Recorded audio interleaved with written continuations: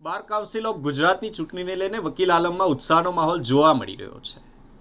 જાણીતા એડવોકેટ તેમજ બાર કાઉન્સિલર પદના ઉમેદવાર નિમિષાબેન ધોત્રેએ જોરશોરથી પ્રચાર શરૂ કર્યો છે. વડોદરામાં યોજાયેલી પ્રચાર સભામાં નિમિષાબેન ધોત્રેએ વકીલ સમુદાયને સંબોધતા જણાવ્યું કે તેઓ હંમેશા ન્યાયિક ક્ષેત્રના પ્રશ્નો માટે અવાજ ઉઠાવતા રહેશે.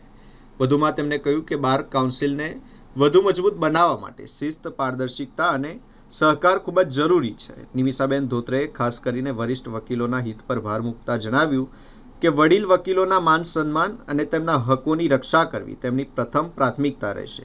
તેમના આ નિવેદનને વકીલ સમુદાય તરફથી સારો પ્રતિસાદ મળી રહ્યો છે. તેમણે વધુમાં કહ્યું કે વરિષ્ઠોના માર્ગદર્શન અને યુવા વકીલોની શક્તિ સાથે બાર કાઉન્સિલને વધુ મજબૂત અને સક્રિય બનાવવા માટે તેઓ પ્રતિબદ્ધ છે.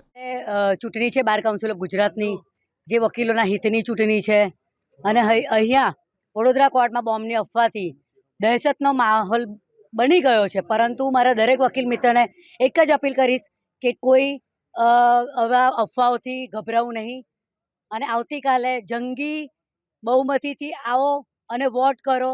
અને મારો ક્રમાંક નંબર 26 છે. હું વકીલોના હિત માટે ઇલેક્શન લડી રહી છું.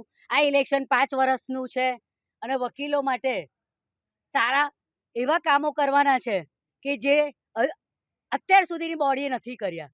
વકીલો માટે એડવોકેટ પ્રોટેક્શન એક્ટ, વકીલો માટે પ્રોડક્શન જે બંધ થઈ ગયું છે અર્નેશ કુમારના જજમેન્ટ પછી, તેમાં લડત આપવાની છે.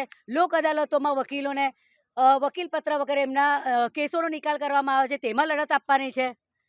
તમામ જગ્યાએ વકીલોનું હિત વિચારવામાં નથી આવ્યું, તો તેની લડત માટે આ ચૂંટણી હું લડી રહી છું. તો મારા વકીલ મિત્રોને મારી એક જ નમ્ર અરજ છે કે જો તમે એવું ઈચ્છતા હોય કે તમારા વકીલાત માટે અને વકીલાતને બચાવવા માટે નિમિષાબેન જરૂરી છે, તો મને પ્રથમ ક્રમાંકનો 1 નંબર પર વોટ આપી વિજય બનાવજો.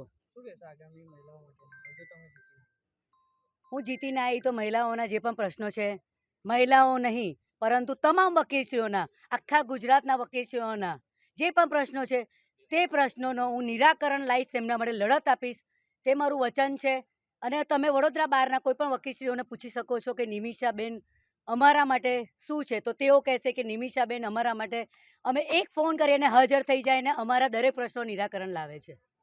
તો આપ સૌને મારી નમ્ર અપીલ છે કે ક્રમાંક નંબર 26 છે મારો, આવો અને આવતીકાલે મારા માટે વોટ કરો.